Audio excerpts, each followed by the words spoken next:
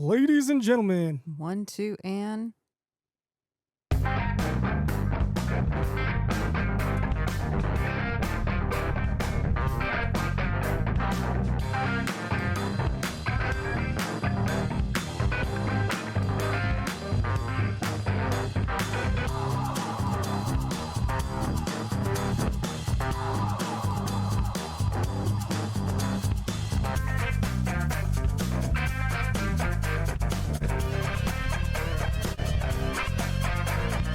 Five, 4, 3, 2, 1, 0. All engine running.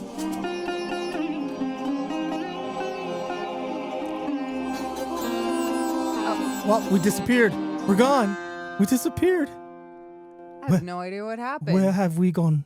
Don't trust me with anything. It just hit the eyeball next to our name on White Shot. Is it recording? Yes. Hey, we're back. You can take down that FLP picture. There you go. And we're back. Although the original producer palette isn't here today, we've got Steph, step-in producer right here. We had a little bit of a technical issue starting this thing off, but... our camera shrunk. No, because she's on okay. the three of us shot. I don't think she wants to do a producer cam. Give him one regular producer cam and say what's up to everybody. Howdy, y'all. Strap in. It's going to be a rough day with me in the driver's seat. So rest in peace, producer Pallet. He hasn't passed away. He just got lost in another Hawaiian volcano. He'll be back. He'll be back next episode. This episode, as promised, the last two episodes about the movie theaters, the history of movie theaters. I got the script done, and we're going to get rolling into that today. But first, let's run a clip. You should give me a hard time about not having Nom done yet. It's only been 2 years. Okay, I'll go get on it. I did do cemeteries. You are click that. Okay, now open the internet. The internet should already have all the tabs open. Click the little ocean internet. Don't use Chrome.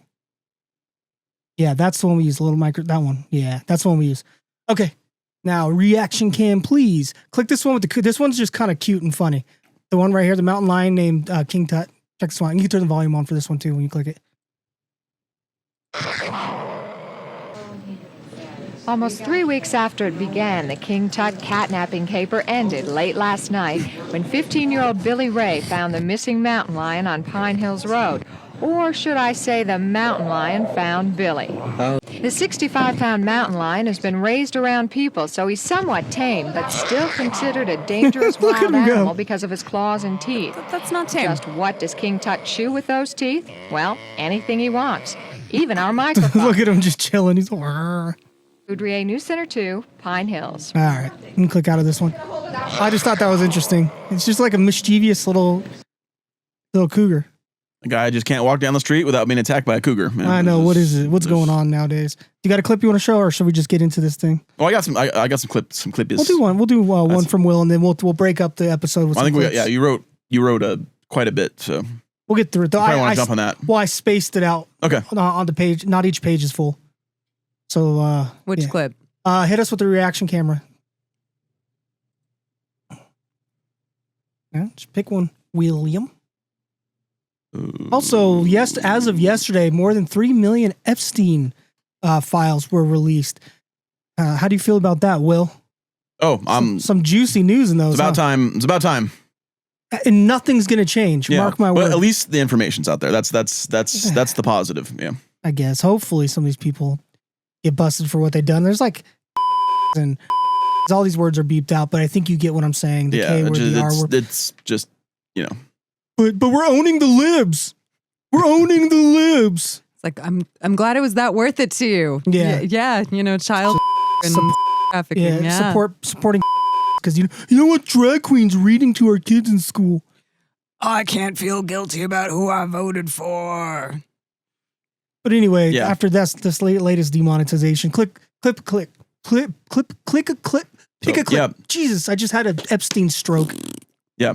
Round of applause to everyone who got the Epstein files released, who pushed for that. So, well, speaking of Epstein, this is too new of a news clip. They'll copy strike us for it. But this one's funny if you guys want to go look it up. Yeah, I'll play like 2 seconds of it. Play some. It's just a harmless uncle chasing.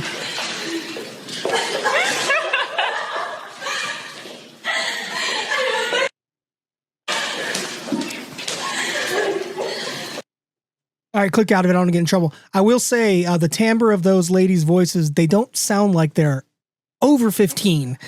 I'm not alleging that. I'm just saying they sounded way young. You know? Mm-hmm. Just some harmless, fun before the Moloch ceremonies that went on later. Just palling around with that knucklehead. Oh my gosh. Had a great time perving it up at the island. Remember when I twerked that guy? Ha ha. When can we run it back?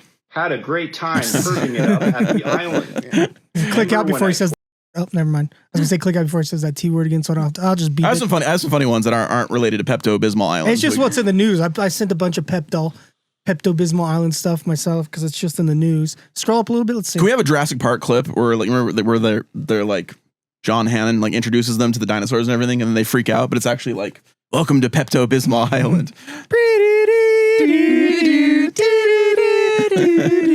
Hopefully that's not a Disney. Oh, that one's funny. What is it? The Dorothy one. The Dorothy one. Okay. Dorothy. Totally Dorothy. Totally after you have all of You could hear the thud. Oh, Toto. Toto's fine. Oh, no. The thud. Dorothy after you have all of That poor little sweetie. That poor little sweetie. All right. We didn't have a proper introduction, but because Prince Pallington isn't here, I'll do the proper introduction. I am PJG. On the ones and twos today is Steph, aka pro or against colonization. We don't know yet. We'll let the comments decide. And according to ChatGPT, main host Will. Round of applause. Woo! Fatal Lunch Podcast, Season 5 of Episode 5. Season 6 will be out whenever because we make up the rules. And podcasts don't actually traditionally have seasons, but somehow we've made 6 of them. We have seasons. Did I not make it clear enough my stance on colonialism and Champaway? Ladies. No. You're a fan of it, right? Yeah, you love it. And we would all be speaking German otherwise or whatever. Dude, those comments, it was just like, man, put a female on your podcast and watch the hate come in. Like, it's the best. Well, hey, let us know how much you hate her in the comments down below. Like, share, subscribe. And if you want to send an email, right above the 9/11 George Bush dollar bill is fatallunchpodcast@gmail.com. There you go. You can send us pictures of your grandpa. You can send us anything you want. Clips, if you have clips you want seen on the episode, you can send them to the email or directly to our Instagram because we play a lot of clips off of Instagram. And for 2 reasons. One, although there are some pretty gnarly things they show on Instagram, it does kind of protect us a little bit. You know what I mean? Because we can vet them. Even though I've been getting some crazy car accidents lately, some nasty, I don't know. Anyway, yeah, follow us on Instagram. That information's right here. And today we are talking about the history of movie goings, a podcast about how humans perfected sitting in the dark together. Script written by me. Sources from the sources down in the description of this video of where I got some of this information. So I don't think I played my sources on the cemetery, so it's not a huge. Okay. I mean, we could show them if people want. But yeah, I keep all of that information on Yeah. my computer. So, welcome to the history of movie going, a journey through the ever-changing ways humans have gathered, paid money, and eaten snacks while watching stories flicker on a screen. This isn't just about movies. It's about the buildings, the technology, the business decisions, and the wildly unnecessary architectural choices that shaped how we experience cinema. From 5-cent Nickelodeons and wooden chairs to picture palaces that look like European cathedrals to drive-ins, multiplexes, and megaplexes that treat choice like a competitive sport. We will talk about how theaters adapted in culture, technology, and competition. Same goal, different chairs. Let's roll. So I'm going to start off. We're going to do a little preamble here. It's going to be the history of entertainment in general. All right, the origins of entertainment. We're going to do a little preamble before we get to the movie theaters. The origins of entertainment. Why humans have always loved a good show. Before Netflix, before movie theaters, before radios, books, or even written language, humans were already entertaining themselves. Entertainment didn't start as escapism. It started as survival. In the earliest civilizations, entertainment was woven directly into everyday life. Religion and culture, storytelling, music, dance, and performance weren't just for fun. They were how people remembered their past, explained the world around them, and passed down the rules for living. If you wanted to know who you were, where you're from, or how to behave, you watched the story unfold. Ancient entertainment, stories under the stars. In ancient Greece, theater wasn't a niche hobby. It was a public event. Every entire cities gathered in massive open-air amphitheaters to watch tragedies and comedies unfold. These plays explored power, love, betrayal, and fate. The same themes we binge watch today, just without popcorn. The Romans had popcorn, I guarantee it. No, I think that's a Native American thing. But we'll just say the Romans had popcorn, just for fun. Because colonialism is good, according to Steph. She would have fed the natives popcorn. Okay, back to the story. Lasers. In ancient Rome, entertainment went bigger and louder. Gladiator battles, chariot races, and spectacles packed arenas with tens of thousands of spectators. Those weren't quiet evenings out. They were adrenaline-fueled events designed to impress, distract, and intimidate. I mean, would you have gone to one of the old school Roman Colosseum acts if you lived back then? I would not want to go. Well, I wouldn't want to see, like gladiator battles were like ultra violent. I think I'd feel worse watching them kill the animals though, because I know that they would like kill tigers and stuff like that. I don't think I'd want to see Christians get like disemboweled and like ripped apart by like tigers and stuff. But yeah, I'd want to see like Seneca plays or like that'd be kind of neat. Marcus Aurelius talk about. I mean, he's the emperor. He's not going to. I like to hear him talk about like stoicism or something. That'd be cool. See, that's or where Lucretius. Yeah, I got stuck on like watching the animals die in the pit. Although they did recreate naval battles. That would have been cool. Something to see. I would want to see a naval battle. Yeah, that'd be cool. That would be pretty sick. Not gonna lie. It'd be like water. Remember didn't Universal Studios had like a Waterworld show back in the day? They sure did. I saw it. I've been there. I love it. We need to bring that back, man. Another hot take. Waterworld is a good movie. I love that damn movie. That's one of my favorite movies of all time, Waterworld. I don't care what anybody says. I love that movie. I thought it slapped. It's just cheesy fun. Is. There's like 2 good Kevin Costner movies, and that's not one of them. If you're going to say The Postman, no. The Postman's up there too. I'd say it's like Dance with Wolves and the one where it's about like the Cuban Missile Crisis. I can't remember the name of it, but it's a good movie. I'm not gonna say Tin Cup. Okay, I didn't even say Tin Cups. I can't. Cuban Missile Crisis, Kevin Costner movie right here. Okay, in ancient China, traditional opera, acrobatics, and shadow puppet blended music, movement, and storytelling, often teaching moral lessons or retelling historical events. In India, classical dance was both performance and prayer. Styles like, I'm going to butcher these words. I'm sorry, India. I sent something over about India today that we'll have to look. Something funny. I can't remember what it was. Styles like Bhattacharyama and Kathak. My phone is on silent. My phone is on silent. Why did I get it? A lot of vowels, hard to pronounce. Yeah. Kathakali. Or spiritual offerings. Catholic, yeah, it's a bit. So it'd be like about Kali, right? It looks like it, yeah. Yeah, we should add Kali to the wheel. We'll see. Yeah. We'll see if producer Steph can add it to the wheel. We'll do this. Let me get through this intro. Okay, yeah. Were spiritual offerings performed in temples as a way to communicate with the divine. Storytelling, humans' original entertainment system. Long before writing existed, stories lived in people's memories. Oral storytellings preserved history. Epic tales of heroes, gods, and moral choices were passed down from generations, often word for word, around fires and in communal gatherings. Entertainment wasn't something you consumed alone. It was something you experienced together. The Renaissance. Entertainment grows up. The Renaissance marked cultural reset. Art, science, and literature exploded, and entertainment evolved alongside with them. Theater thrived. Stories grew more complex. Characters became more human. Opera emerged, blending music, drama, and spectacles into immersive experiences. Isn't Shakespeare Renaissance era? He might be early Renaissance. Was Shakespeare's around one of the 1500s? Hit that in the Googler over there. If you want to, you can pull us up on Berets. Was Shakespeare Renaissance era? Was Shakespeare gay? That's the first. Oh, wow. You just switched to just producer camera. Oh, dear Lord. That's not. No, we don't need any of that. We just punched right in on your face. We don't just need slow-mo'd any you. of that. Was Shakespeare a Renaissance? Was he married? Was he real? Was Shakespeare real? Is actually a very interesting question. Yeah, I think he was, but we keep tickling this, but there might not have been. There we go. Perfect. Was Shakespeare a Renaissance? Go to Braves, not reaction. Sorry about It's that. okay. yeah. So I mean, it's Renaissance time. I think. I'm learning. And by the way, if you guys hate me being a producer and comment on it, all engagement's good engagement. Have at it.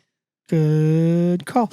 Yeah, so Shakespeare was 1564 to 1616, allegedly, if he was a real person, quintessential figure of the Renaissance, specifically of the English Renaissance, early modern period. Okay, cool. I'm a big Macbeth fan. I'll have to go back and revisit some Macbeth's Shakespeare. dope.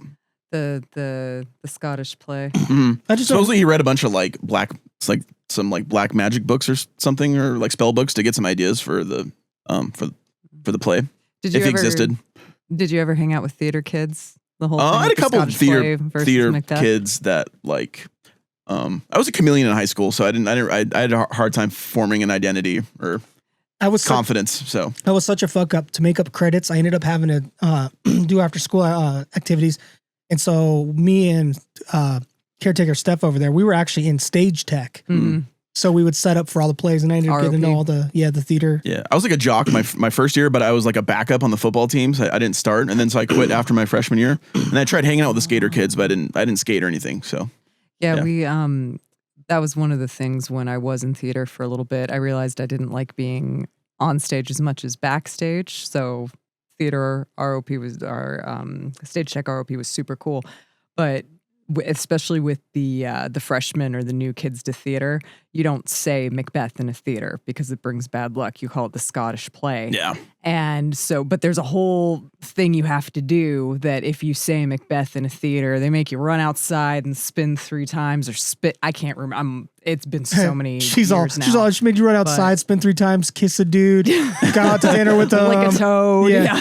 Next thing you know, you're meeting his parents. I don't know. Josh was really superstitious. I was with Josh for 10 years, all because I said Macbeth in a theater. Anyway, the printing press. Entertainment goes mass market. The printing press changed everything. the first internet, baby. Yep. Stories could be copied, shared, and sold. Literacy spread. Entertainment became portable and profitable. We should add the printing press to the wheel. It's a pretty big, thing in humanity. Yeah, it's a big. The Industrial Revolution. Entertainment for the masses. The two dudes who I probably talked about this before, but so I won't. Gutenberg. The two dudes who translated the Bible into English or like from like Latin and spread it so that commoners could read it. Like one of them I think got killed and the other one got like persecuted and like exiled from I can't was it William Tinsdale? I don't remember though. Anyway, we're getting off topic, so I'll let Goose get back to what he's gonna talk about. But how dare them? You know what I mean? fascinating. Like, Yeah. We'll put that on the wheel. Those are brave dudes. The Industrial Revolution. So this is where we're going to pick up is during the Industrial Revolution. Entertainment for the masses. With the rise of factories and cities came something new. Leisure time. A growing middle class with disposable income fueled demand for entertainment. What once was ritual became industry. And from here, everything accelerates. Yeah. Yeah, 4-year-olds need to go to work, and I can stay home and read like Reader's Digest or or like Macbeth or like So I have so we can we'll be right back. Okay, the very beginning films freaked people out. The movie theaters. Hold on before we continue. This is the outline of we're back. Hey, how you doing? We're back. We took a break to talk about Epstein. Release all the files. Anyway, the history of movie theaters, or how we went from 5 cents in a chair to $18 popcorn. This is the outline of the script. Take it away, William. Okay, the very beginning, films freaked people out.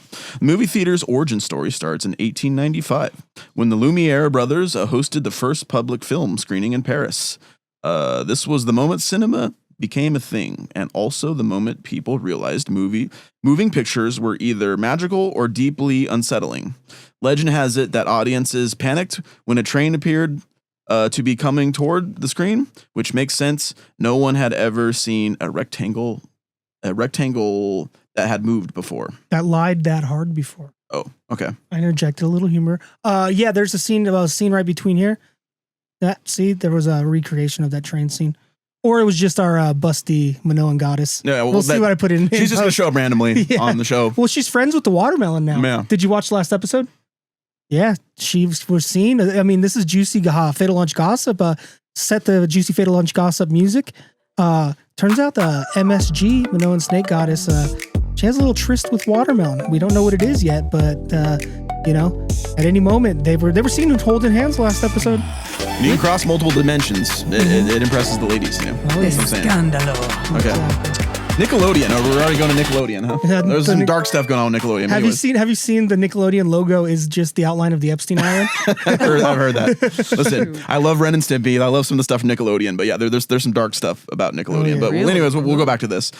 Soon after, movie theaters popped up in the form of Nickelodeons, tiny storefront theaters where you could watch short, silent films for 5 cents. No sound, no color, no plot longer than 3 minutes. But hey, air conditioning was rare and chairs existed, so people were thrilled.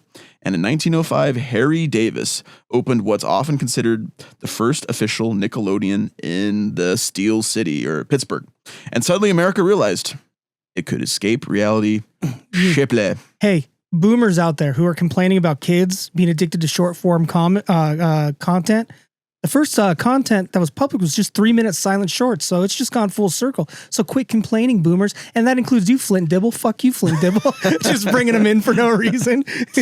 Even though I really want to interview him and I like him, I just love the rag on Flint. Anyway, Flint Dibble in the comments below. The golden age, Hollywood goes big. After World War II, movies entered their glow-up era. Color arrived. Widescreens appeared. Sound improved. Hollywood became the king of drama, romance, and people dramatically smoking cigarettes. Seats got comfier, screens got wider, studios got louder. Audiences showed up in droves. Imagine we used to smoke in the theater back when we were like 16. Yeah. We'd sneak in. We got kicked out of so many theaters for smoking cigarettes in the theater. Remember, I'm going to bleep his name, but do you remember? Yes. We'd get all drunk and we'd smoke in theaters. And we watched Pirates of the Caribbean, that movie SWAT, and 28 Days Later, probably like 6 times every weekend for like 3 months. Well, I'm not going to name the theater. It's not open right now, which is really devastating because it should be a protected historical landmark, and I don't know what the status is. But yeah, I used to know someone that worked there, and they'd break down the films, and so sometimes I would stay there at night and just be smoking cigarettes in the balcony while the films were being broke down. It felt very magical, and everything was still Art Deco. That's Art. I love Art Deco. We got 2 more sections to read on here, but you know what? Let's take a quick break. Get me another fridge cigarette, yeah. By the way, shout out to Morbid for that. Love you, Ash and Elena. Fridge cigarettes. And we're back from that short little break. How you doing? So we're going to go to drive-in movies.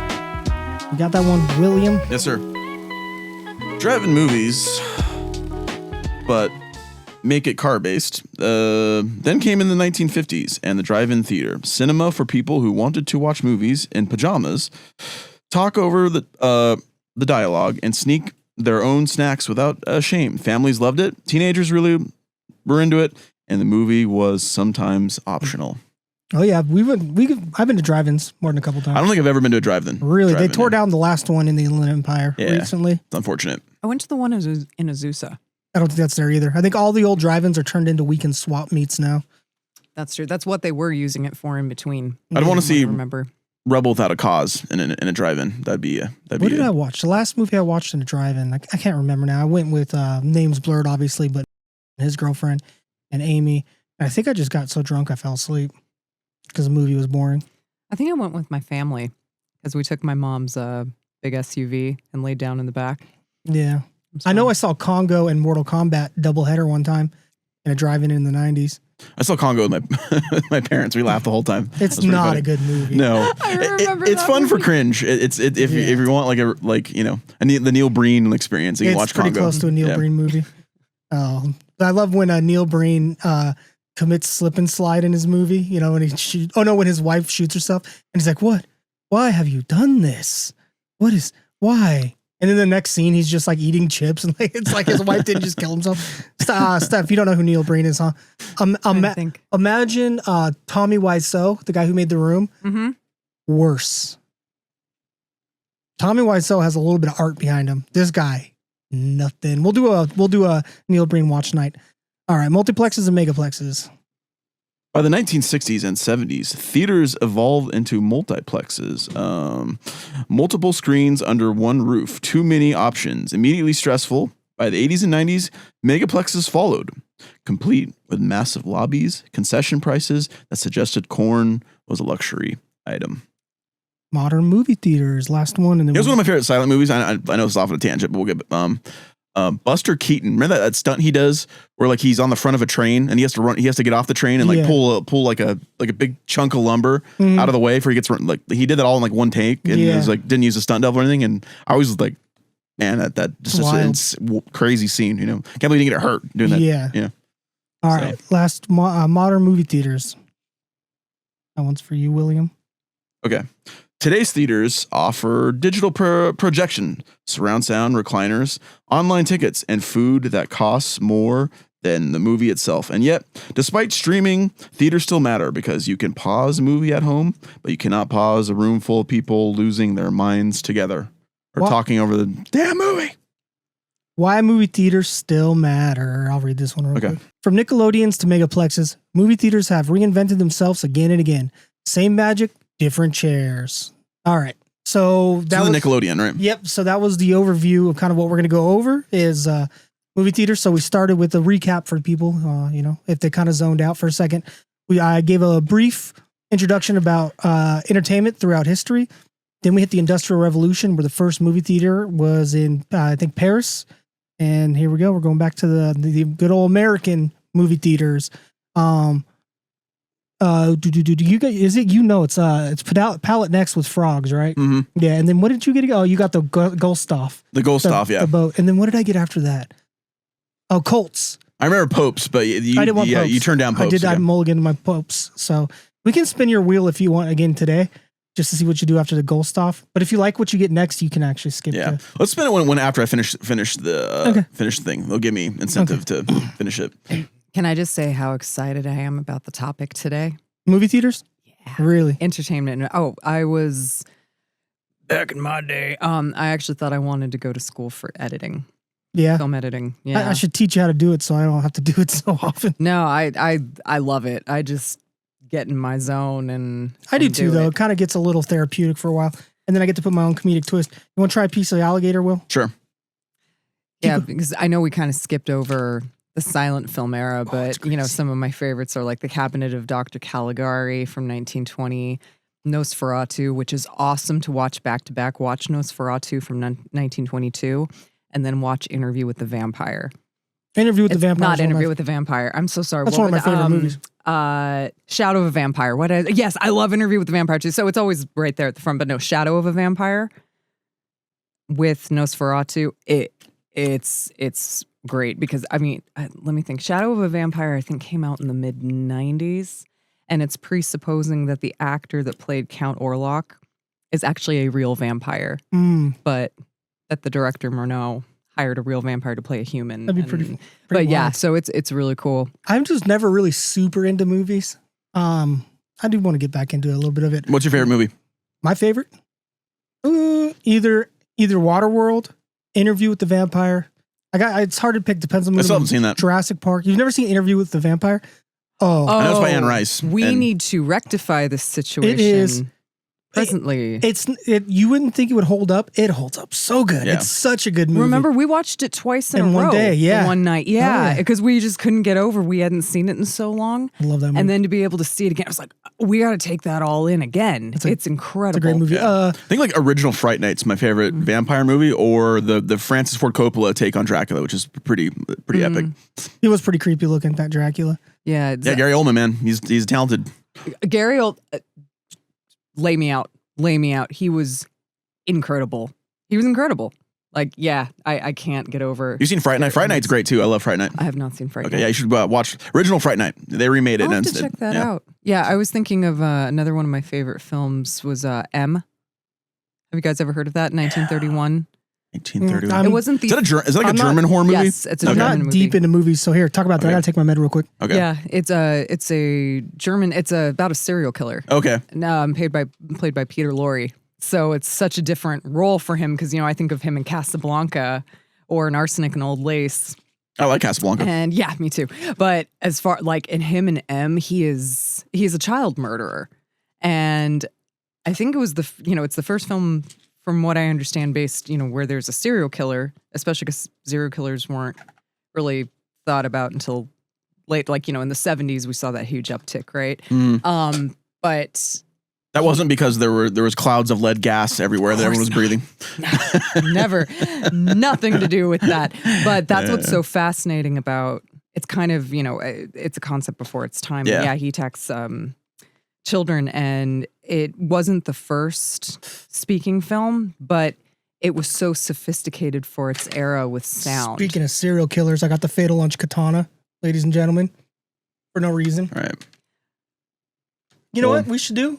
Commit Harry Carey if our shame's too great, or we don't get research done. Oh yeah, we'll put that on the wheel. I thought that was a good segue into Akira Kurosawa films, but I've only seen Seven Samurai. It's only Kurosawa film I've seen. What's the one? The only one I've seen is the one where at the end the army turns on the general and they're shooting all the arrows at him up on the balcony, and he's running side to side to get away from him. Well, let me think. There's Ikiru, Ikiru's amazing. I know it's not that one. That was an anime, but never mind. There's Dreams. Oh, are you thinking Akira? Yeah. Yeah, Akira is an anime. Ikiru, that's devastating. Bring your tissue. It's a rough one, but it's beautiful. And then there's Dreams. What was the one Kurosawa movie I really liked? I'm looking up the one. I think it's called. It's this one right here. Kagemusha. Kagemusha. I don't remember that one. It's really cool. There's a scene in it. I just happened to accidentally watch. I think one of our friends showed it to me. But yeah, there's a scene where they finally betray the general because he's sending him off to war and they're clearly losing. But he's just sitting up in his like tower eating and, not getting included. And so they finally turn on him. And there's this scene at the end where he's running along the balcony and they're just shooting arrows at him and he just slowly dies. It's really cool. Oh. But yeah. Well, let's change pace. I want you to read about the Nickelodeon over there. Let's popcorn over to Steffo. Steph's got the late night, radio voice that, Or I hear the NPR. The sultry voice. Radio voice, yeah. Hi, I'm Steph. This is NPR. ASMR. Okay. So, yeah. Don't make me. No, I'm going to really. It's not Paul Harvey. I'm already sitting here eating and I don't want to. Yeah. By the way, alligator jerky, really greasy. Yeah. Flavor was okay, but it was just greasy. I wouldn't eat an alligator. Yeah, I'm eating. Not my first choice. Raw vegan cookie dough. It's okay to eat raw. It even says on there, Hungry Root, please sponsor us. Oh yeah, we eat. We use the Hungry Root shreds. I shouldn't mention them because they're not affiliated, but yeah, they could be if they sponsored us. Hungry Root is awesome. I love them. We use them. We eat like 2 meals a day from Hungry Root. It's perfect for the two of us. As a matter of fact, I ate nothing but gluten-free vegan for 2 weeks because of Hungry Root. I had meat yesterday for the first time. Notice how we had to take a break during this podcast. Destroyed. Yeah, I'm hurting real bad. Destroyed. Yeah. But all right, take away Nickelodeon. But yeah, check out Hungry Root. We're not affiliated with them, but hey, Hungry Root, we don't get a ton of views yet. But if you're one of the early ones to sponsor, come join the ride. We're a pretty PG podcast. Just joking. That part got cut out. I just wanted to see your guys' reaction. Yeah, we're not too controversial. We try to limit the cussing and everything. Got my Hungry Root. Got my fridge cigarette. Which that's not shout out. Pib Zero is one of the best colas. Coke Zero, I will say for zero sugar I like Coke Zero. It's killer. They nailed it. Oh, we still have to try Lab Coat's homemade Coke. Remember, I got we'll try that on the next episode. I don't want to OD in caffeine because it's so like condensed. Well, you dilute it. Okay. So I just don't want to get called out either. I called this my fridge cigarette. I am not original. That's from the Morbid podcast. Ash and Elena. I love you guys. I think they talk about those. They talk about our show all the time, right? No, Diet Cokes, I think, are the original fridge cigarette. Yeah, that's the fridge cigarette. And so I got that from Ash because she calls her Diet Cokes her fridge cigarettes. And I'm like, I got my fridge cigarette. So you know what you can do? Love you guys. Do me a favor. Hey, we'll be right back. All right, the Nickelodeon. We talked about silent movies, but we didn't mention Birth of a Nation. Oh, shut You guys are really not talking about Birth of a Nation, huh? Oh, dude. Oh, all right. God. We can move on. We can move on. Yeah, notice how I'm just like, I'm like, no, I'm writing that one up. No. Refuse to acknowledge. Oh, gosh. The Nickelodeon, or 5 cents wooden chairs and the birth of movie chaos. The 5 cent revolution by I almost was like 19. By 1907, cities and towns across the US and Canada had discovered a revolutionary new concept: movies for the price of a pocket lint. 5 cents seems like it was expensive in 1907. Yeah, that's why I'm like, a pocket lint? Oh, is it? All right. I don't know if that's... You gotta look up the Baller. inflation price? All right, keep reading. We'll Cool. come. Also, picture of a Nickelodeon right in between us. This is kind of what they look like. Enter the Nickelodeon, an unglamorous, no-frills movie theater that charged 5 cents and delivered pure cinematic vibes. The most famous early example opened in Pittsburgh in 1905, launched by Harry Davis, who unknowingly helped invent the modern movie business while charging less than a gumball. Really? I don't know. I think gumballs were more than 5 How cents back in the expensive day. for gumball? Yeah. Price of a gumball, 1907, right here. $2, but it should be. I feel like it's a little higher. It's higher than that. Oh, so 5 cents is roughly equivalent to $2. Yeah, because you could get like a cup of coffee back then for like a nickel, right? Because where it says for the price of pocket lint, who was buying pocket lint? Was it used for something? Asking the serious questions. Oh, sorry, I'm just curious. I was like, I've just been chucking it out. Have I missed something? Like, No. All right. Oh, Movies everywhere all the time. movies everywhere all the time. Before Nickelodeons, movies popped up everywhere space existed. Vaudeville theaters, opera houses, outdoor tents, and basically anywhere a wall and a projector could coexist. Nickelodeons quickly took over. Theaters with names like was it Bijou? Bijou, yeah. Bijou, like the Bijou Dream and the Gem appeared everywhere, promising nonstop movies, minimal comfort, and maximum distraction from real life. Yeah. Well, some of them had actual AC back in the day, which was, paramount. Would you like me to Continue. Yes, You're yes. You're going to do this whole Nickelodeon section. Cool. Continuous loops and live piano chaos. Nickelodeons ran films all day on continuous loops, changing programs several times a week. Owners rented films instead of buying them, which meant fresh content and fewer financial meltdowns. Shows were often accompanied by live music, illustrated songs, and a piano player doing their absolute best to match explosions with dramatic chords. I wonder if they were just free-winging that. That would be wild. Probably. Most popular movie of the 30s. Let's look this up. Yeah, please do. Luxury, optional.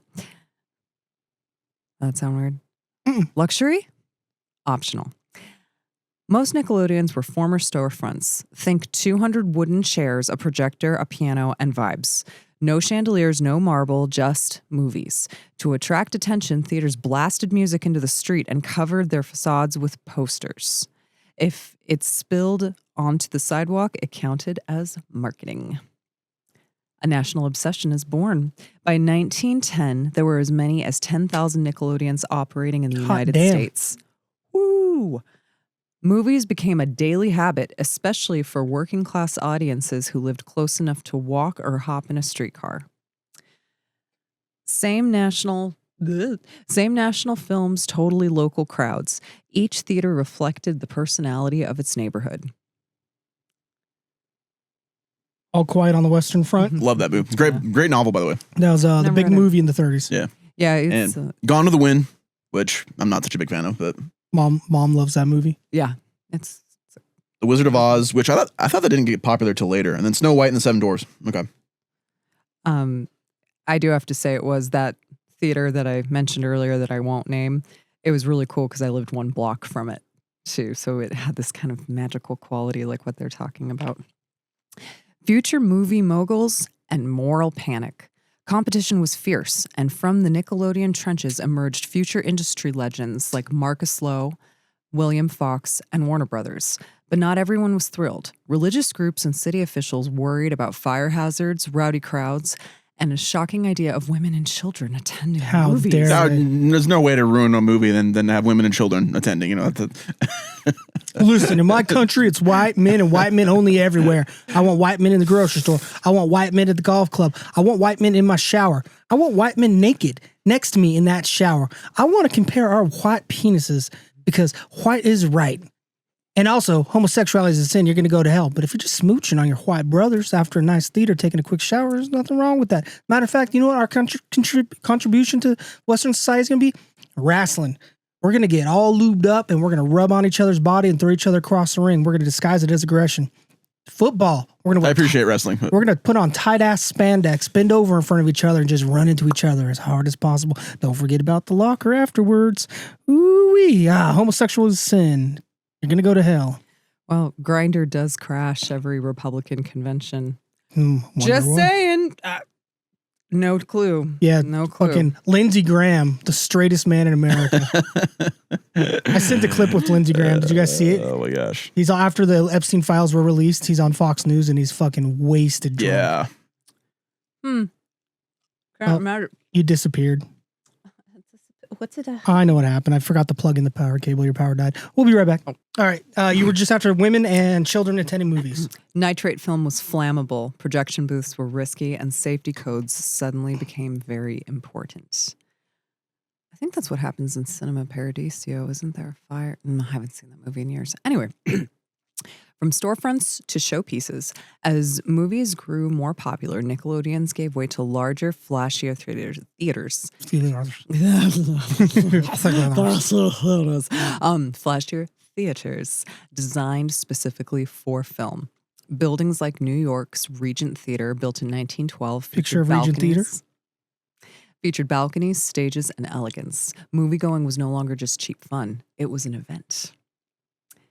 Comfort, class, and complicated history. These new theaters boasted plush seats, glowing marquees, air circulation, and serious decor, but they also enforced segregation. That's where I figured this was going. Just the 30s. Yeah, no, when I saw complicated history, I'm like, yeah, I know where this is going. But they also enforced segregation, often reserving balconies for African-American patrons. Well, Best seats in the house. if you were Irish, you probably couldn't get in a movie theater either. So yeah. Look at Will sticking up for his white heritage. Yeah, I'll stick up for the Irish, man. Maybe, I don't know. Okay, I'm going to stay out of the Supreme Court decisions on that. But anyway, at the time, colored theaters emerged to serve Black communities, becoming cultural hubs well into the mid-20th century. That's what the Apollo comes from, right? It's traditionally a Black theater. And it looks like the most fun in the world, by the way. Boring-ass mayonnaise whites watching Gone with the Wind or rowdy Black comedy. Let's get it. Yeah, white people. At least there wouldn't be any talking during the movie, though. Speaking of mayonnaise, let's break this up with a clip real quick. Go to Instagram real quick, and then we'll finish this out. I got a funny clip. And then hit us. You want to break this in a two-parter? No. Okay. We'll knock it out. It's not much longer. See how it blocked everything out? We'll just pick up the reading. Scroll to the bottom. You should see. Okay, scroll up. Scroll up. Yeah, right here. That Black dude. And I'm so happy right now. My kids was like, Dad, you do so much for us, man. We want to just go to the ice cream shop to go get you some ice cream. So I couldn't do nothing else better but to come up here on TikTok and eat this ice cream in front of everybody because my kids finally bought something for their daddy.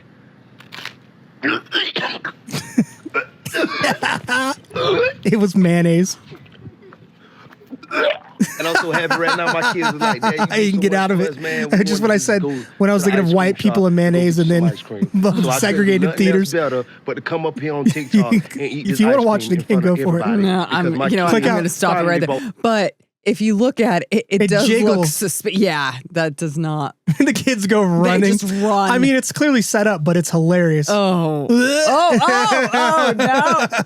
All right, continue reading. That's mayonnaise face.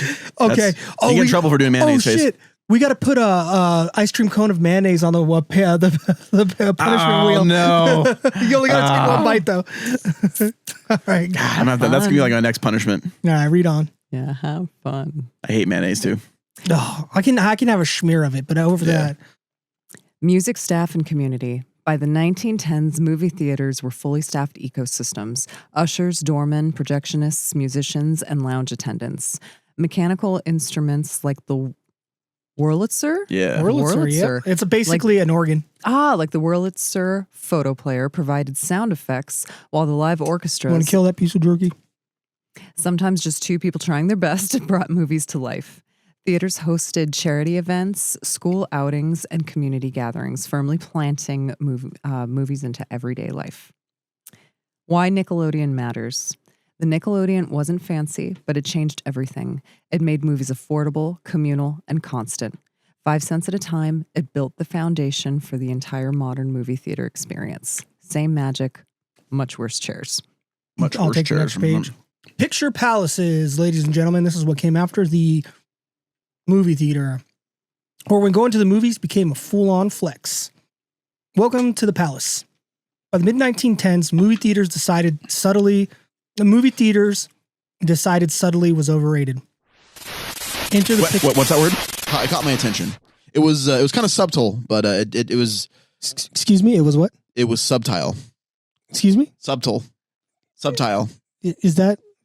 How would you say that word? Beep that, Mr. Pallet. Subtile? Yeah. How would you? If something is mellow or just a little hint of something. Very little. Subtle. Oh, subtle. Okay, yeah. Do you always pronounce the B in that word? Welcome to Pronounce American. This word is pronounced as subtle. Will or Subtle? Yeah. Or subtile? Or yeah. Subtile. Subtle. All right, I got it. I'm glad I got it. Clip right here. Subtile. Yeah. Subtile Clip right here. Episode 1 of our. By the way, I think it's our best performing podcast. Is episode 1. Although Cemeteries is like at 300 views or something. I don't know what kind of magic you work there because our last episode I had to re-upload because we got hit by a copy strike. Yeah. I think we got like 70 views on it. All right. It was well over 100. Then the re-upload only has like 70. But Cemeteries is cooking. That was a long one. That was 3.5 hours we had to chop through. Wow. Yeah, I'm glad. Well, I think the Halloween episode I love. The first episode I love. 2.5, which I think is like 2.5 is good. We're on another level. That was good. With that one. It was fun. All right. Enter the Picture Palace, massive jaw-dropping theater designed to make you feel like royalty before you even sat down.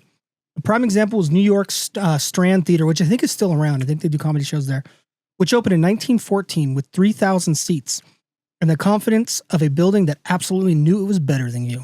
The year the world ended. 1914 and we ascended. Callback. That's where we get that's where we get monkey from, Steph. Is that episode was 2.5, I believe. Yeah. Yeah, I think it's 2.5. Mm-hmm. Birth of Monkey. And in 1914, 1914 was the world. Hey, hit the right arrow a couple times on your pad, and you'll see one more time.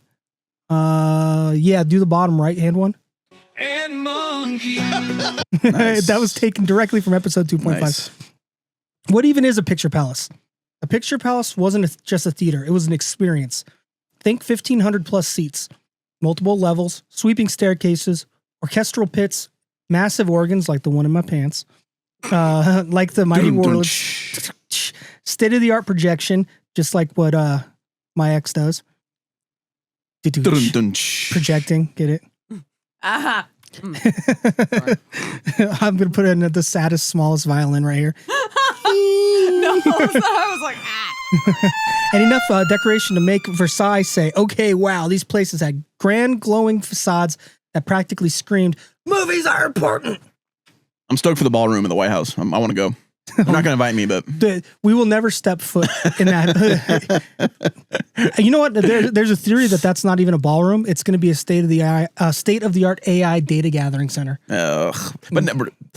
I mean, they're going to put that by where they can like steal, like drain all the water, right? But they put that in the White House though. Yeah, but I'll dive into it off. Okay. Off, but yeah, basically it's going to be part of Palantir and the whole surveying of America. Yeah, awesome. You voted for this. Anyway, luxury is a strategy. Picture palaces were staffed like cruise ships, uniformed ushers, rest room attendants, lobby guides. There was a person for everything. Patrons were escorted through grand lobbies, up dramatic staircases, and into plush seats. By the late 1920s, air conditioning was added, which instantly made these theaters the coolest place in town, literally and socially. Meet the man behind the marble, Thomas W. Lamb. If a picture palace had a celebrity architect, it was Thomas Lamb. Born in Scotland and trained in New York. There you go, the Scottish. Scotland. Big part of the theaters. Lamb designed more than 300 theaters worldwide. He didn't just build theaters, he built statements. His designs told audience that the movies were no longer cheap distractions. They were culture. Who's cooler, Thomas Lamb or George Washington Carver? Peanut butter is pretty lit. I don't know anything else about George Washington Carver. I should, but He also didn't invent peanut butter, by the way. oh, Everything you learned about him is wrong. He actually did. He did like a petroleum based gas based off of peanut. I mean, he made like fibers for like clothing. He did a lot of science. Everyone's just like peanut butter. That's what he did. yeah. We'll add him to the wheel at the end of this episode. And hopefully, Did he at least invent like a dance or a two-step called the peanut butter? Or I don't know. I don't know. Maybe Okay. the jam to go between his peanut butter. Yeah, he made some really significant, discoveries and inventions. As I would love to do a deep dive. As she's speaking about it, there's a list of his inventions scrolling right now on the screen. So Give the man credit where credit's due. yeah, imagine going into his lab and he's showing you everything he invented, and you're just eating a peanut butter sandwich. Like, yeah, this is the thing you did. This is crazy. Like not even paying attention. Yeah, So that's funny. yeah, going bigger than bigger again. Lamb's early masterpieces included the Strand, the Rialto, and the Rivoli, each more elaborate than the last. Picture of all three right here. But truly went full send with Capitol Theater in 1919. Hey, Google Capitol Theater. I want to see what it looks like while I'm talking, if you don't mind, and then we'll switch over to it in a sec. 5,300 seats. Wow, that's huge. Massive columns, silver leaf decoration, and a giant dome. It was the world's largest theater and possibly the most extra building ever devoted to popcorn. When subtlety left the chat. By the mid-1920s, Lamb leaned into drama. Italian Baroque flourishes, flashy decor, and over-the-top details. His theaters were designed to overwhelm audiences with beauty before the movie even started. And then, just to keep things interesting, he went exotic. Let's take a look what this theater looks like. Joe Exotic. Wow. I think it's massive. 5,300 seats. Sorry about that. It's okay. I wonder if there's an outside shot. Oh, there's... Look at that. Yeah, that's cool. Yeah. I'll download that picture and punch in on Oh it. yeah, because that's amazing. I don't want to see Rodney Dangerfield there. Yeah. The original Rock Palace. Wow. Gorge. Where's the? Is this it? Oh, here we go. Yeah. Capitol Theater. There's the mark. Where's it located? New York. New York. That's what I figured. Rome, New York. Cool. I'd love to catch a show there one day. That'd be cool. Mm-hmm. So cool. We'll go watch Phantom of the Opera there. I know one person in this room who loves Phantom. Who dat? I don't know. Only one person I can think of. We'll get back. What's his name? Zane? No, what's his name? The guy you like? Malik? Who's your guy? Ramin Karimloo? Yeah, that's the guy you like, Ramin. And Sierra Bogus. Yeah. We'll get them back together to do the Capitol. They are Christine and the Phantom. They Christine! In his later design, Christine, I don't know. That just zoomed in on your face doing that. In his later designs, Lamb borrowed from Persian, Byzantine, and so-called Oriental style, controversial word, and even created atmospheric theaters. These replaced ceilings with fake night skies, turned walls into gardens or courtyards. You weren't just watching a movie. You were apparently outdoors, emotionally at night, indoors. An end of an era and a new look. By the 30s, Lamb shifted gears again, designing sleek Art Deco newsreel theaters like the Translux venues. Wonder what those look like. The era of excess slowly gave way to modern efficiency. Translux is trans-lux. Gave way to modern efficiency. But picture palaces had already done their job. They made moviegoing feel grand, important, and unforgettable. I miss cool old Art Deco buildings, man. Same here. I think buildings look like shit now. Some of the best. Yeah. Oh yeah, dude. A Starbucks looks like a Taco Bell. Looks like a McDonald's. Yeah. Oh yeah. So there's definitely Art Deco. Yeah. Form does not follow function. By the way. Look at the round marquee. Not that one, but the one directly in the middle. Right there. Yeah. Look at that round marquee. That's cool. Wow. Yeah. That's beautiful. Why picture palaces matter. Picture palaces turn movies into events. They elevated cinema from cheap entertainment to cultural centerpiece. You didn't just go see a film. You went to be impressed. Same movies, wildly unnecessary ceilings. William, what you take? Picture palaces and wiring for sound. Fantasy architecture had no chill. Picture palaces were never subtle. I pronounced it right. Yes. Good job. Look, Yay! Stay still. You just got an award right there. Pronounced subtle correctly. A little gold star on your chest. Subtile. Picture palaces were never subtle. Architects or subtile, architects like Thomas Lamb no wind to hold them. and John Eberson treated movie theaters like theme parks for adults. Spanish courtyards, Persian temples, Chinese motifs, all before the movie even started. I wonder if he's the one who did Groundman's Chinese theater, because Groundman's has an Egyptian. Brahmins, yeah. Yeah, he has an Egyptian, he has a Chinese, and he has another theater. I deliver to him sometimes. The Egyptian one's really cool. Have you guys been to the Egyptian theater in downtown LA? Mm-mm. It's really cool. If you can Google it while he's reading. Yeah, I've seen films of the other. Yeah, the Chinese is the big one. That's where they do like a lot of film, but the Egyptian's real cool. Anyway, go ahead. The goal wasn't realism, it was escapism. Movies were only part of the show. The building itself was the headliner. Atmospheric theaters, fake skies, and real commitment. Eberson perfected the atmospheric theater, starting with Houston's Majestic. In 1922, these auditoriums looked like outdoor courtyards, complete with plaster skies, drifting clouds, and twinkling stars. You weren't indoors; you were emotionally outdoors at See if night you can find with the courtyard. popcorn. The Cathedral of the Movies. The crown jewel of excess was Manhattan's 6,200 seat Roxy, opened in 1927. And proudly 6,200 seats. Hot damn. Yeah, there's the Groundman's Egyptian theater. It's right down the street from the Chinese theater. Right. My boy Calvin was president back then, so it was a good time for one more year or 2 more years. Billed as the Cathedral of the Movies. And yes, it absolutely meant that literally New York, Chicago, Detroit, and Los Angeles went big. While smaller cities flexed with their own world-class palaces, via Lowe's and Fox Theater circuits. We have Fox theaters out here. I think there's one in town. Most people actually went somewhere normal. Despite the hype, fewer than 75 deluxe picture palaces existed at the end of the silent era. Compared to 10,000 Nickelodeons. Crazy. Yeah. Most Americans saw movies in modest neighborhood theaters, 500 seats, near grocery stores and barbershops. And the palace was the dream. The corner theater was the reality. I think there's more barbershops now. That's a good thing. They went away for a while. Yeah. From glamour to maintenance, a nightmare. As iconic as they were, picture palaces were expensive to operate and tied closely to downtown economies. By the 1950s, many were demolished or repurposed. A lucky few were restored later, not as movie theaters, but as community art venues and nostalgic monuments. The cameras. Oh, now movies start talking.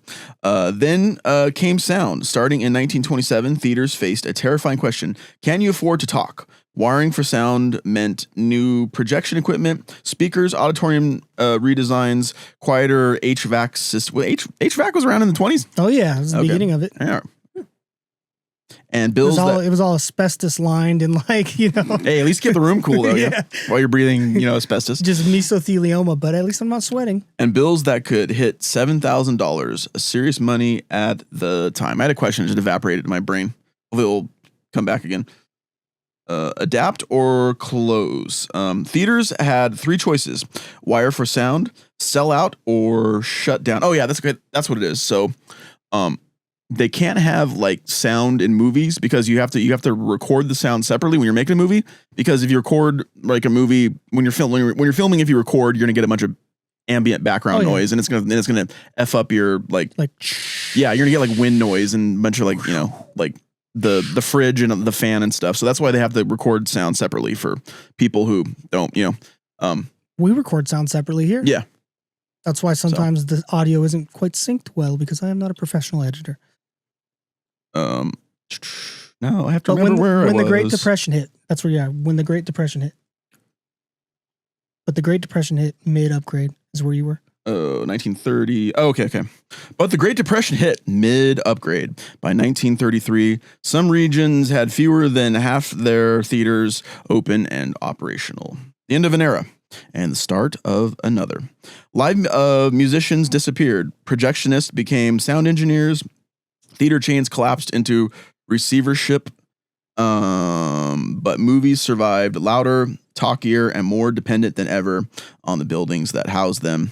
Same magic, much higher electric bills. So where we're at right now, quick breakdown. So we went from Nickelodeons, no sound, and maybe a piano.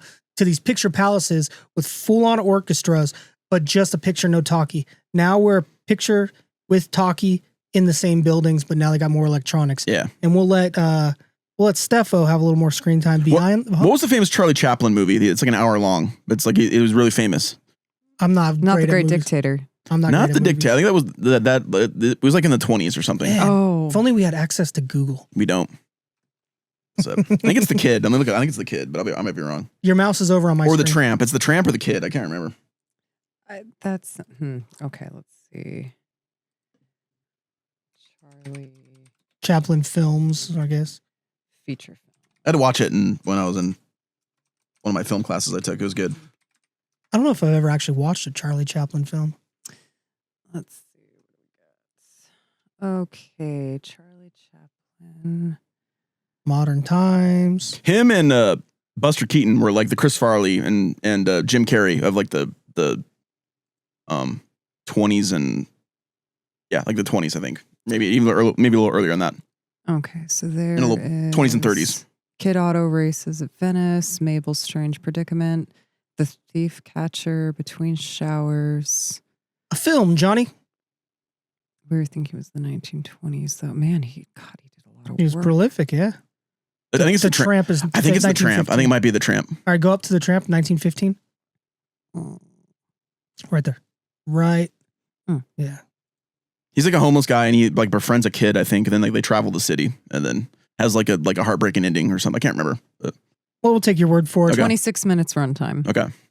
Well, the whole movie, The Tramp, will be playing in the background between us as Steph reads Beyond the Picture Palette, or when movies had to compete with radios, cars, and couch comforts. There we go. We're almost done, folks. By the way, have you guys seen The Great Dictator? I know what it is, but I haven't seen it. Yeah. The Chaplin movie? Yeah. No, I haven't. It's very timely and topical, which it isn't supposed to be. What are you talking That's about? Horrifying. Oh. The 1930s, movies meet reality. By the 1930s, movie theaters were dealing with some serious competition. The Great Depression hit wallets hard. Sound systems were expensive, and radios had the audacity to offer entertainment for free. On top of that, 16mm projectors meant movies could now show up in schools, churches, and community halls. Theaters responded the only way they could. Cheaper tickets, gimmicks, contests, and double features. Yeah. An FDR band Gold. Thanks, Dick.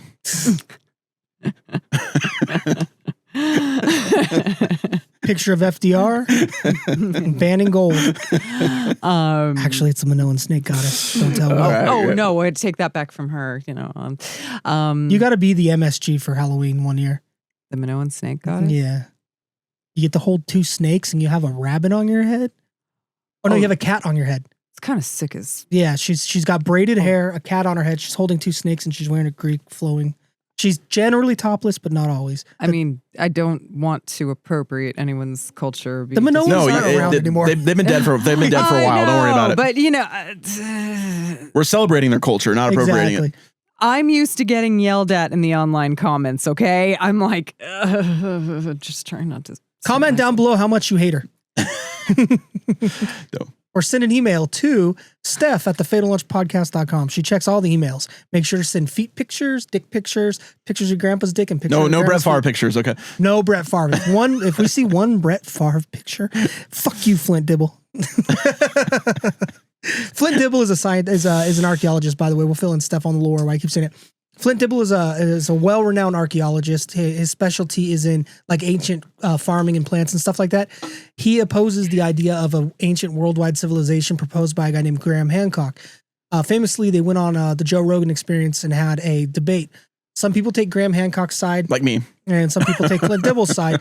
I tend to err more with Flint Dibble, but I still love the idea of an ancient civilization. So as a joke, you'll hear me call out Flint Dibble. It's completely a joke. I completely respect the work he does. And I'd love to hear more about his work. I actually watch his podcast. I also love the idea of an ancient apocalypse with, Graham Hancock and all that. It's just fun. I have no skin in the game. So Younger whatever I dries, believe- baby. Yeah, I have no skin in the game. So whatever I believe doesn't matter. All right. Anyway, air conditioning saves the day. Yeah. Air conditioning saves the day.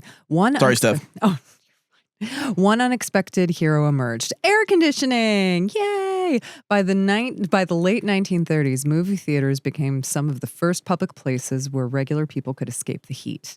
Even if the movies were bad, the climate control was excellent. Comfort became a selling point, and people noticed. I could only imagine. If that whoever was invented the air place to conditioning, duck out. the team of people, thank you. Holy crap. Yeah. I'm gonna go ahead and look that up while you read the next. You guys part. did, yeah. Yeah, especially Great invention. where we live. Popcorn becomes the real star. Around this time, theaters discovered the true blockbuster. Concessions, candy, popcorn, and later soft drinks brought in more profit than ticket sales. The concession stand quietly became the financial backbone of the movie theater, and it has never looked back. You know, it's crazy. Popcorn's one of those foods that just smells way better than it tastes, in my opinion. I mean, I do like popcorn, don't get me wrong, but when you smell it, you're like, ooh. Willis Haviland Carrier, an American engineer, invented the first modern electrical air conditioning unit in, you guys want to take a guess what year? You'll get 3 fatal lunch points if you guess it right. 1926. What about you? I was going to say 24. 1902. Oh, okay. Wow. That was a long time ago. Yeah. July 17th, 1902, it was rolled out as it was called the apparatus for treating air. I wonder why it took so long to get incorporated into buildings and stuff. Because it was probably massive. Inexpensive, I imagine, for the time. Yeah. Yeah, I can't imagine that would be cheap. Let's see. Out with the palace and in with Art Deco. Woo! New theaters slowed away during the Depression, but renovations didn't. Art Deco took over. Clean lines, chrome, glass, and a sleek modern look. Newsreel theaters like the Translux popped up in the 1930s, offering short films, current events, and a vibe that said efficient but stylish. I think it came out of modernism, right? Like the modernist movement was Art Deco. Yeah. Picture of Manon Snake Goddess at an Art Deco theater. Yeah, because you look at the movies like Metropolis and whatnot, and it very much had that kind of, that Art Deco postmodern vibe going on. Yeah. Let's see. Modernist thinkers and future megaplexes. Architects like S. Charles Lee and Ben Schlanger Ben Schlong right here. Yeah, Ben Schlenker pushed theaters towards efficiency and pure movie watching focus. Rounded corners, horizontal lines, and industrial materials defined the look. Ironically, these ideas wouldn't pay off until the megaplex boom of the 1980s and 90s. That's when I got familiar with theaters. Mm-hmm. Same. Used to live at the movie theater. Television enters the chat. By the late 1940s and 50s, television showed up and attendance dropped fast. Hollywood fought back with widescreen formats like CinemaScope and VistaVision. Ooh, Will zoomed in on his face in beautiful VistaVision right now. All right. Bigger screens, wider images, stereo sound, anything TV couldn't do. Put me in 40s garb. Yep. There we go. Gotcha. Get your little fedora on you. Upgrades were expensive, but losing audiences was worse. Drive-ins, movies with zero rules. How many teenagers in the 50s do you think got finger blasted at a drive-in in the 50s? That was like their first experience. That's where you went to neck. Yeah. That's my understanding. The drive-in theater arrived as a wildly different solution. The first opened in New Jersey in 1933. Wow. New Jersey, of all places. Yeah, just bring your fucking car. You don't need, just bring the fucking car. Huh. And by 1958, there were nearly 6,000 nationwide. Still not as many as Nickelodeon's. Nickelodeon's are kind of blowing my mind. 10,000. What's 10,000 divided by 50? Well, and especially like the hard wooden chairs. And, Hey, Siri. Yeah. What's 10,000 divided by 50? That's at least 200 in each state. 200, okay. But, you think about it with the drive-ins. Yeah, it's kind of interesting how that whole, like, you could just load up a car of people. Oh, yeah. Just have your own. And the concessions prices, I'm sure, were something to avoid. Because you remember, concession was so important. Let me see if you guys remember this. Whenever you go to the drive-in, some movie theaters too. Does this sound familiar? Let's all go to the lobby. Let's all go to the lobby. Let's all go to the lobby and have ourselves a snack. I think it was. They were literally. They were like, it was a little cartoon, and they'd all be marching, right? Yeah. Let's all go to 2 the seconds of that clip lobby. right here, so we don't get copy striked. All right. What's like a 40s like female name that you don't hear anymore? Rose. Rose or Edna, or Yeah. I want Rose Edna candy coming up to like skating up to me and giving me like a large Coke and like a big like a gallon tub of like popcorn, and there you go, sweetie. Yeah. I can't do a 40s accent, female accent, but it's the transatlantic accent. Yeah, it's a transatlantic accent. You got My Girl Friday. Yeah. So 6,000 nationwide. Drive-ins were cheap, informal, and family friendly, and extremely teenager friendly. The movie was sometimes secondary to everything else happening in the car. Getting blasted. Can't imagine. Can't imagine. Yeah. Teens ruined everything. Pack of teenagers to a 40-year-old man is one of the scariest things you could ever come across. No, it's true. I freeze sometimes. I'm like, oh, give me a pack of coyotes or a pack of teens. I'm going coyote. I remember when we were teenagers. Oh, I was the problem for sure. No, now I realize how horrifying we were. That one Halloween that we didn't have costumes, so our one friend had that collection of gas masks. Oh, yeah. And we were all like 14, 15 years old. And we went trick-or-treating with these gas masks on. And people were terrified to open the door. It's like the purge. And we were like, why? This is. And now I look back and I go, we were terrifying. How old is too old to trick or treat? 13? 12 still seems like a child. Yeah, I think once you hit 14, unless you're like the older sibling that's taking the little ones to go trick or treating. Yeah. It just. What about a grown man, like a 50-year-old man, like just trick or treating by himself? Is that weird? Yes. Have you ever heard of the term wog? No, I don't know what's a wog. Weird old guy. Oh, okay. Well, you're a wog at that point, buddy. As long as you're a weird old harmless old guy, a wohog. Well, as long as you don't support the Republican Party, then you're probably a wog, pedophile. Anyway, not exactly Oscar conditions. Not exactly. We got 1.5 more pages. Mm-hmm. Drive-ins were fun, but not ideal for film quality. Screens were small, sound was questionable, and Twilight was the enemy. I know, the sparkly vampires, man. They're just out messing everything up. I hate to jump on the bandwagon, but those movies were bad. So well, all the bug splats in my windshield. I'm not going to watch a freaking movie, like... Over time, drive-ins leaned towards niche programming, teen movies, horror, exploitation, eventually X-rated fare. Hell yeah. By the 1990s, most had disappeared or turned into flea markets. Grindhouse. When did Grindhouse come around? Probably late 70s. I want to say the 70s, probably. Or instead of like Debbie Does Dallas, it's like Lourdes Does Pomona out here in California. I feel like after Psycho, there was like a horror movie like. Well, Hitchcock was just really. Yeah. There's so many good horror movies came out in the 70s and 80s. Yeah, I just want to see when. I Spit on Your Grave. Have you seen that one? That one's gnarly. That's like later though. That's like 2000s, right? No, the original I Spit on Your Grave is like 78 or something. It's pretty gnarly. What are you Googling up over there? When Grindhouse came into. When's The Exorcist? 76 or 77? Maybe 78. Probably, yeah, because my parents were kids when that came out. Define Grindhouse. Is that just a murder movie? It's like I don't know much about movies. I'm showing my white underbelly here. I don't really know much about movies. It's like violent, kind of vulgar movies that are filmed with like poor film quality and like cheaply, and they're they have like lots of violence, lots of sex, like kind of like crappy acting or kind of like gratuitous. So like Trilogy of Terror. My favorite was Zuni Fetish. Yeah. Zuni Fetish disguised as the MSG right here. So the they're like B-rated movies too because they had a low budget.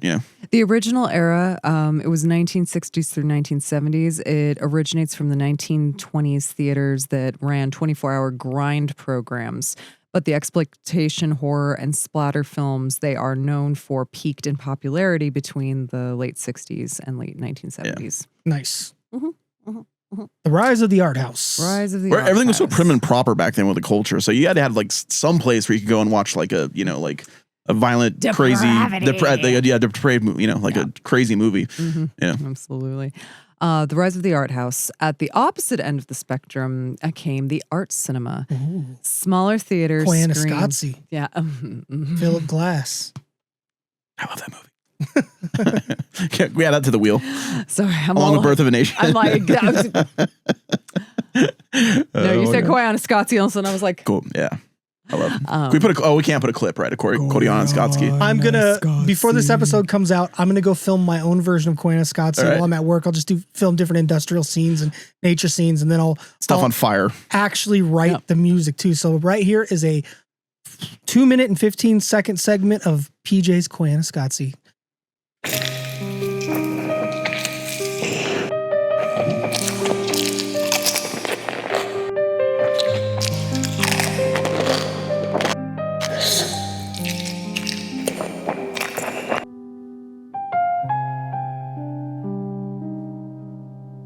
And we're back. That was beautiful. I didn't think I had it in me.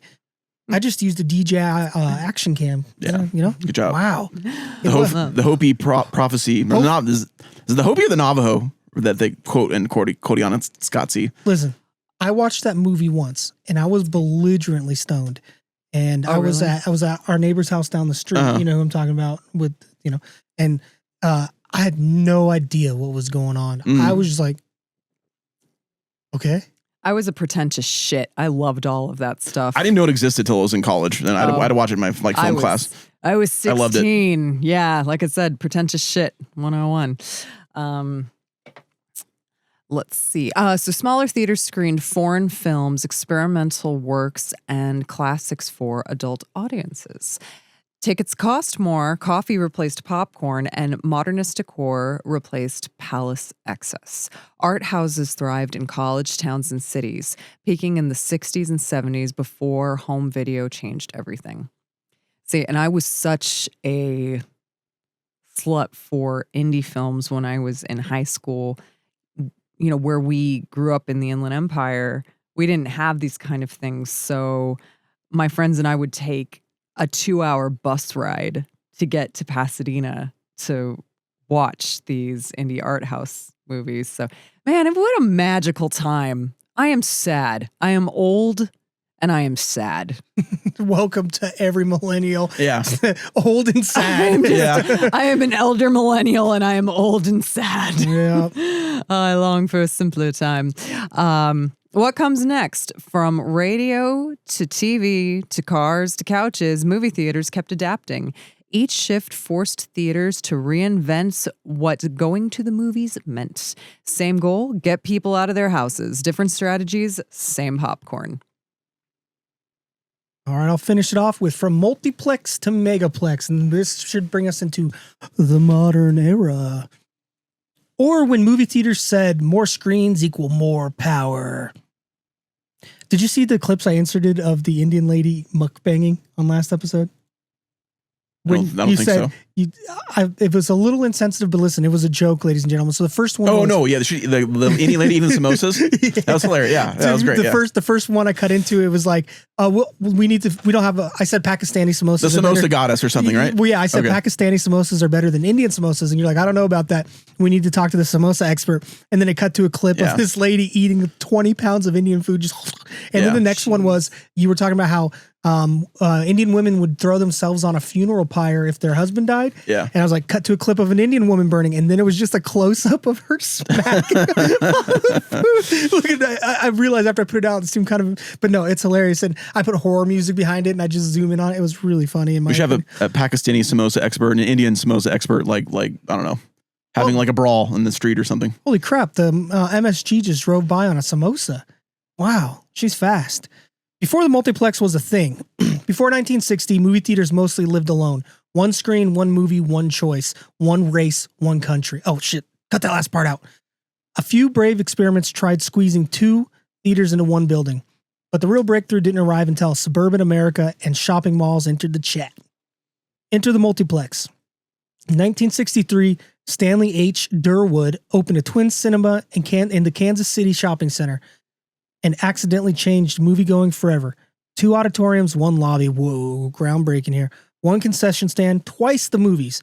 Durwood's company, American Multi-Cinema, aka AMC, provided the model that was profitable, scalable, and unstoppable. The shopping mall era, which shopping malls, I know in a lot of the country, people are like shopping malls are dying. here in Southern California and the Los Angeles Greater Basin, they're going off the chain. They're back. They're back. I just found out the last Rainforest Cafe in California is at the Ontario Mills. Still going. We were such mall rats. It's our Ferngully. Too. Again, It's our Ferngully. It's our Ferngully. Yeah, kind of. They don't have fish there anymore, though. No, they man. took the fish out like 2 decades ago. So, yeah. They just have tubes of water. They moved them over to Bass Pro Shops. Though. Yeah. So the fish are there. So you know what we should do? Listen, not jump in the tank at Bass Pro Shops because this is just a joke, and we have no intention of actually doing this. Let's just go catch local fish and just stick them in the Rainforest Cafe pond and see how long it takes. Get a sturgeon, put it in there. You just got bluegill, crappie, a couple largemouth bass. They're like, what the heck? Like fish that aren't even near a rainforest. Maybe and one like arapaima, right? One, yeah. If we can get our hands on it, I'd love to catch one of those in real life. I want to catch a peacock bass. Those are cool. Yeah, they're Florida. super cool. I miss the Bahuka. That place. Did you guys ever go to the Bahuka in Rosemead? No, don't know what that is. It was in the movie. Scotsy? No. Oh my God, Johnny Depp. He wore the hat. He's the writer.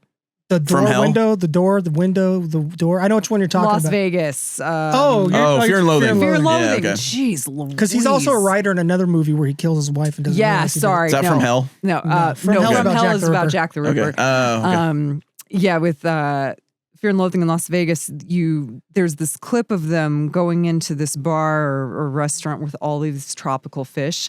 That was the Bahuka. And it was so amazing. You go in and every table had a fish tank. There was a big pacu that you could, which is like, they're related to piranhas. And you could pay to have. Pacu's the big, they're the big piranhas. Yeah, and he'd eat a carrot. One time he got really sick though, and he had to be rushed to the veterinarian's office because he ate too much and he was okay. You know, the reason I hadn't heard of this place, because I'm a man of class and distinction. I would go to the Highbrow.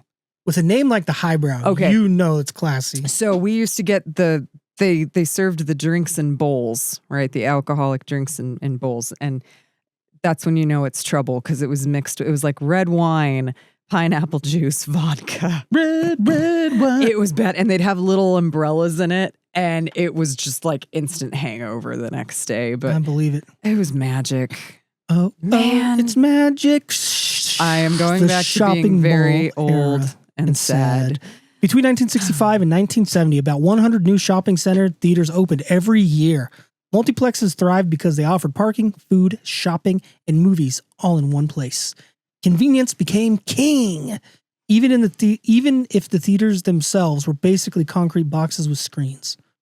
Small screens, big compromises. Early multiplexes weren't exactly cinematic temples. Screens were smaller, walls were thin, and soundproofing was optimistic. You might hear explosions from the movie next door, but hey, you had choices, and that's what mattered. More than perfection. Technology saves the day. Mostly. The introduction of xenon bulbs improved brightness and reliability. While platter projectors allowed entire movies to run on a single reel. I should have burped into the mic. I'm gonna assume you weren't talking about Palantir when you wrote this and you were talking about technology saves the day. Okay. Exactly. Okay. Suddenly, one projectionist or someone pretending to be one could run multiple screens at once. Efficiency over elegance. Louder is better. The 1970s brought a sound revolution. Universal earthquakes shook theaters with surround sound. While Dolby noise reduction took over with hits like Star Wars and Saturday Night Fever, by the 80s, Dolby was the standard, joined by THX, a Sony digital system. Sound became the halftime show. Can we just give a shout out to George Lucas for making it okay to be a nerd in the late 70s? You know? Yeah, apparently he shopped that movie and everybody's like, what are you talking about? Yeah. Aliens? Plant Tatooine? You got a Chewbacca in here? Who's going to watch this crap? Yeah. I mean, Star Trek was around, but I mean, it's not like it didn't do what Star Wars did. Call back. He was influenced by Akira Kurosawa, who we talked about earlier. Check it out. It's pretty cool. Akira Kurosawa, Psych, Minoan Snake Goddess. The Megaplex arrives. By the mid-1980s, multiplexes bulked up and became megaplexes. 15 or more screens. See, I learned that I didn't know that there was a difference in names and styles. I just thought movie theaters were movie theaters. So I learned quite a lot while researching for this. So now I know if it's more than 15 screens, it's not a multiplex, it's a megaplex. Ooh. Massive parking lots, stadium seating, and buildings designed to feel like destinations. Cineplex Odeon helped kick off this era, and the megaplex boom exploded across Europe, US, and Asia. Movies as a destination. Megaplexes weren't just theaters. They were entertainment complexes, arcades, giant concession stands, cafes, flashy lobbies, and computerized ticket turning moviegoing into event. Stadium seating and massive screens finally made comfort non-negotiable. Blockbusters rule the screens. With dozens of screens under one roof, theaters could go all in on blockbusters, opening a movie on 5 screens, then scaling it down. The megaplex was built for hype cycles, flexibility, and maximum box office math. Why it all matters. From Nickelodeons to multiplexes to megaplexes, movie theaters have constantly adapted to how people live, shop, and spend their time. Different buildings, different tech, same goal. Get people out of the house and into the dark, preferably with popcorn. Movie theaters survived economic collapse, radio, television, suburban sprawl, and their own architectural excesses. They reinvented themselves again and again, not because they wanted to, but because they had to. From Nickelodeons to megaplexes, moviegoing has always been about more than the film itself. It's about the ritual, the shared reactions, the climate control, and the snacks that somehow became the most profitable part of the experience. The buildings changed, the technology evolved, the business model got smarter and louder, but the magic stayed the same. Thanks for sitting in the dark with us. Learn about Nickelodeons to answer your question. Yeah. That there was 10,000 Nickelodeons at one point. That's crazy. Still blowing my mind. Yeah. Hey, I had no idea. You can close out the script if you want, and then throw this in the Googler real quick. Okay. Thanks for doing that, Goose. Appreciate it for giving us a lowdown on movie theaters. So well done. Oh, that was great. Now I got to do my next one is cults. So I want to figure out how I want to approach that one. If I'm going to target a cult, or if I'm going to talk about just cults in general. The cult of popes, right? Yeah, the cult of popes. Cult of popes. Look up Google the world's largest movie theater. Cult of the subterranean popes. See, I didn't really include specific facts about any. Well, I did a little bit about like the Art Deco and stuff like that. But it's good broad, like we're in a plane traveling over the Amazon, and you covered. It was good. Yeah. It's the Canopolis Melid Claudia de El Imagin in Spain. Over 9,200 people, 25 screens. Ooh. What kind of theater was our boy Lincoln shot in? Unfortunately, the Ford Theater. Oh yeah, but like what kind of theater is at the Ford Theater? That would have been. There's the world's largest. Oh, it's a movie theater. Holy, that's huge. I've been to the Ford Theater. I mean, I was like in 8th grade, but it was a while ago. But I've been there. Well, and I wonder if these types of theaters, like the ones we discussed, those were just based for film. Like I am kind of curious every if there's a theater, differentiation. all the theaters we talked about today were only movie theaters. Mm-hmm. And that's what I wonder if it's because Lincoln was shot shot in a playhouse. And I wonder if there's a differentiation between that, like there is with the film theaters. Not because sure. I never even thought about that until you said that, like megaplexes versus I just never. I think I remember. Considered Do you remember what that arch is called right there above the stage? Come on. The Golden Arch. Mezzanine. Nope, the proscenium arch. I said mezzanine. I'm like, that's not mezzanine is behind you. That's what I thought. All of a sudden I was like, proscenium arch. I remember like they used to have like bands play music for crowds at like during like silent films, right? That's what we covered. Yeah. The Nickelodeon era. Mm-hmm. Near the end of the Nickelodeon, they went into picture palaces. Picture palaces, they had the pianos and the bands and everything. And then that Lamb guy stepped it up and made a theaters that 1,000-seaters where they had a full orchestras and everything. What are you showing us? When were the first Ferratu, the first the OG? What's good? Come on, brain work. The first you could go and see a comedian at So comedians didn't really play theaters. They stuck pretty much to comedy clubs. Okay. We could do the history of comedy, but really comedians often opened up for music acts back in like the 30s and 40s. Okay. And 50s. Like Elvis would bring a comedian to sort of warm up the crowd for him. And then comedy kind of separated, and they did, some of them would do theaters. What's not Buster Keaton? What's his name? the first guy who got arrested all the time. Famous comedian got arrested all the time because he talked about heroin and he cussed. I can't think of his name. Anyway, he would do theaters, but then it went kind of back down underground into clubs. And then you had a little known guy, Andrew Dice Clay. Yeah. He was on the heels of Richard Pryor. Well, that's that's the 80s, right? Yeah, Or the 80s and 70s. Yeah, he was doing stadiums. When my boy Rodney first do comedy. Rodney, late in life. Rodney didn't even get famous till he was almost 50. Okay. I just want to give a shout out really fast. The Captain of Dr. Caligari. Conrad Veidt played the character of the Zamambulist. That's who my kitty was named after. The Zambulist? The actor Conrad Veidt, who played the Zamambulist. Yes. Picture of her cat Conrad in the middle of the screen, but really it's just a Minoan snake goddess. Well, Rodney didn't get successful till late in life because he got no respect. He got no respect. He got no respect. He also didn't start comedy till later in his life. Yeah, okay. He was like a plumber or something for many years. So all right, we're gonna get out. There had been someone in the 60s who was doing comedy. You had like Pryor and Carlin and all those guys. Rose like the Rat Pack. The Rat Pack did a little bit of comedy or something, or like in singing. They were music. They were Okay. So they were an act. Okay. Yeah. So they did a little bit of all of it. A little bit of but everything. pure comedy really feet didn't hit the ground until about the 80s. Was when you had Pryor and stuff like that. But they were kind of like oddities. The comedy boom, because comedy came in a couple different waves. Late 70s into 80s, it died out completely. Got big late 80s, and then 90s. Was Pryor getting arrested? Pryor did get arrested, but that's because he smoked a lot of crack and did a lot of wild things.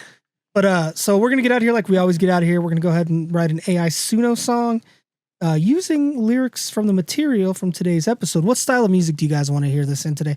Want to do like vaudeville just because we talked about? I was just gonna say, can we do something like old timey? Yeah. How do you spell vaudeville? I'm retarded. V-A-U. I'm just gonna double check. I found it. VAUDEVILE.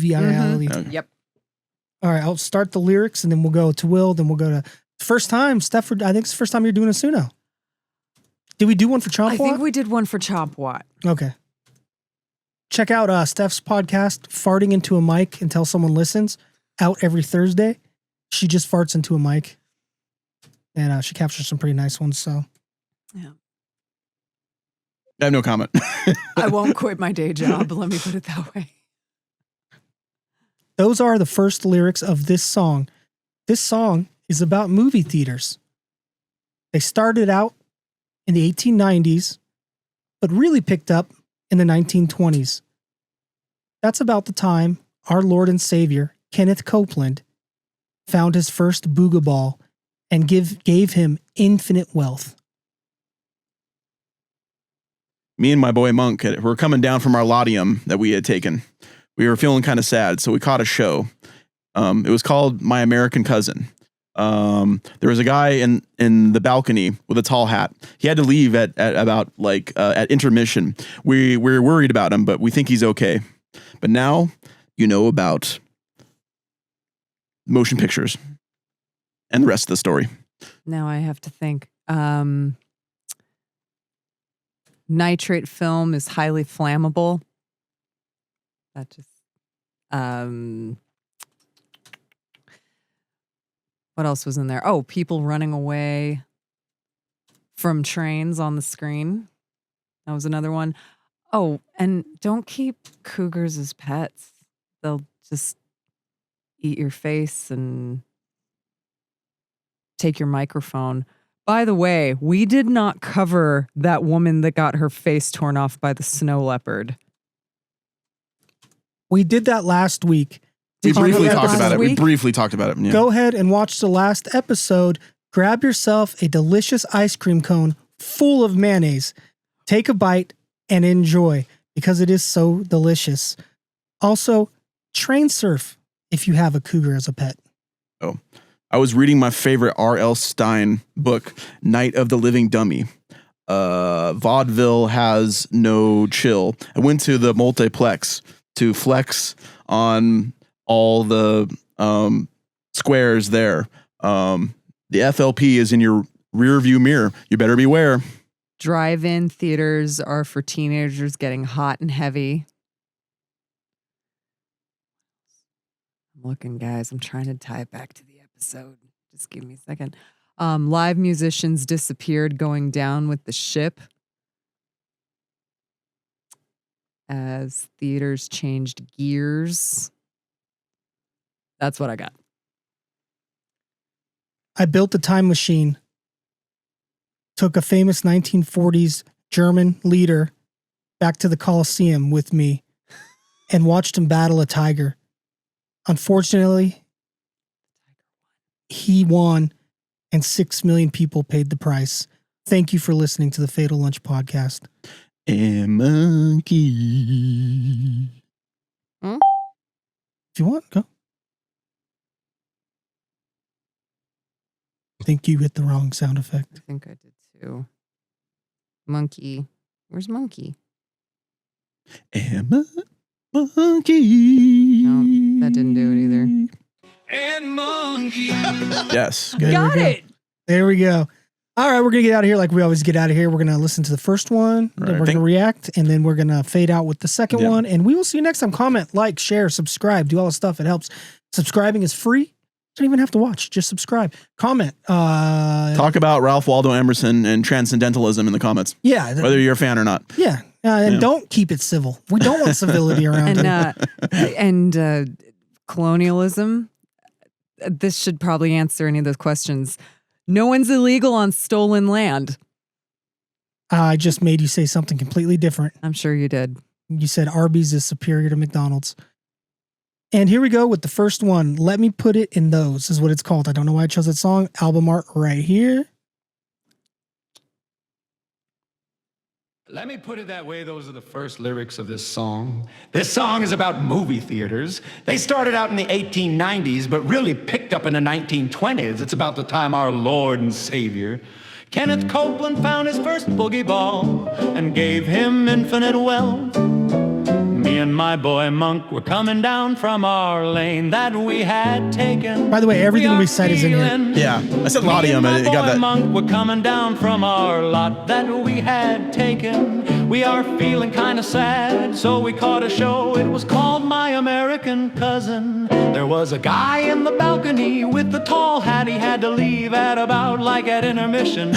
We were worried about him, but we think I he's have a copy of okay. My But now American you know Cousin. about motion pictures and rest the story now. I have to think nitrate film is highly flammable.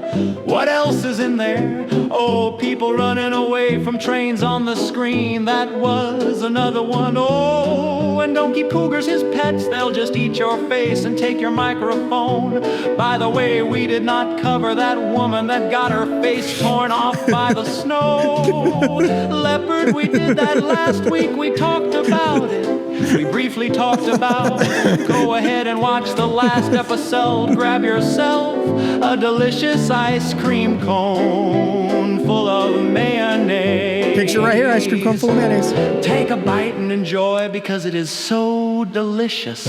Also train surf. If you have a cougar as a pet, I was reading my favorite R.L. Stein book, Night of the Living Dummy. Vaudeville has no chill. I went to the multiplex to flex on all the squares there. The FLP is in your rearview mirror. You better be aware, drive-in theaters are for teenagers getting hot and heavy. I'm looking, guys, I'm trying to type back to the episode. Just give me a second. Live musicians disappeared, going down with the ship as theaters change gears. That's what I got. I built the time machine, took a famous 1940s German leader back to the Colosseum with me and watched them battle a tiger. Unfortunately, he won, and 6 million people paid the price. Thank you for listening to the Fatal Lunch podcast and Monkey. All right. Thank you for listening. We're going to go ahead and play the second one, fade out, and we will see you next week with frogs, I believe producer Pallet has, or he's got to spin the wheel. Thank you for having me. Yay. Let me put it that way. Pleasure. Those are the first lyrics of this song. Yep. Shut us down. Okay. Bye. This song is about movie theaters. They started You can close out us down, in too. the 1890s, but really picked up in the 1920s. That's about the And then time put the Fatal our Lunch Lord podcast and back up. Savior, The Kenneth words. Copeland found his first boogie ball and gave him infinite wealth. me and my boy monk were coming down from our lane that we had taken. Just let it play out. We are feeling, me and my boy monk were coming down from our lot. I like how they that put a we had record sound in the taken. background, like it's coming off a record. We are feeling kind of sad, so we caught a show. It was called My American Cousin.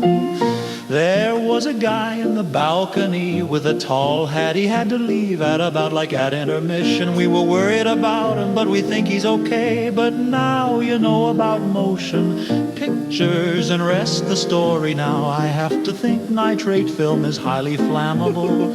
What else is in there? Old people running Just away. imagine people wrote songs like this. Just, oh, what else? What From else? trains on the screen, that was another one. Oh, and don't keep cougars his pets.